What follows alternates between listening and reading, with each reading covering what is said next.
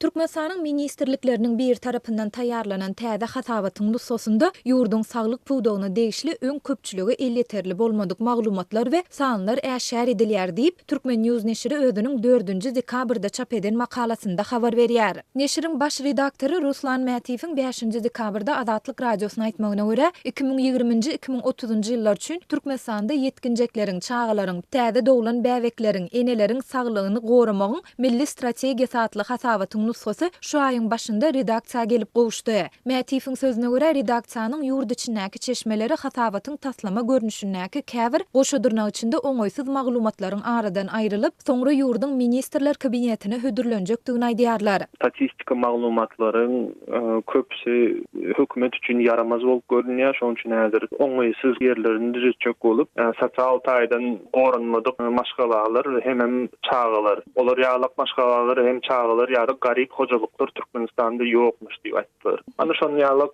oňoýsuz terminleri hem sanlary ilk başda düzedip, soň ministrlerin kabinetiniň garamagyna hödürlenjekdir. Diýip Mätiýew hasabatdan käbir maglumatlaryň aýryljakdygy ýa-da aýrylmajakdygy näberli bolmagyna galýar hem diýdi. Azatlyk radiosyna bu hasabatyň nusgasy häzirlikçe elleterli däl. Şeýle-de redaksiýa ýokarda aýdylanlary öz ýurt içindäki habarçylaryna tasdiklatmak ýa inkar etdirmek hem häzirlikçe başartmady. Eýse hasabatyň nusgasy esasynda köpçülige ýaýradylan maglumatlaryň birinji bölüminde näme diýilýär, nähili sanlar köpçülige ma'lum edilýär. Hasabata görä 2018-nji ýylda ýurtda dowulan her 1000 çağadan 45,18-i 5 ýaşyna ýetmänkä aradan çykypdyr. Şeýle-de Türkmenistanda şäher ilaty bilen deňeşdireninde owa ýaşaýjylarynyň arasynda garyp maşallaryň çağalarynyň has köp ölýändigi aýdylýar. Ýöne bu barada jikmejik maglumat berilmeýär. 2011-nji ýylda 6-59 aý aralygyndaky her iki çağadan biri A vitamininiň ýetmezçiliginden ejir çekdi. Çağalaryň 7,12% bolsa A vitamininiň 7 derejede ýetmezçiliginden kösendi. Mundan başga hasabatda Türkmenistanyň ilatynyň 27%-ni 10-24 ýaş aralygyndaky ýetkinjekleriň we ýaşlaryň emele getirýändigi hem bellenilýär. 2013-nji ýylda geçirilen derňewlere görä orta mekteplerde okuyan ýaşlaryň diňe 38%-i WIC infeksiýasynyň nähili ýollar arkaly ýokuşýandygy barada käbir maglumatlary bilýär. Azatlyk radiosyna bu hasabat we onda görkezilýän sanlar barada Türkmenistanyň saglygy goraýşy we derman senaty ministrliginden kommentari almak başartmady.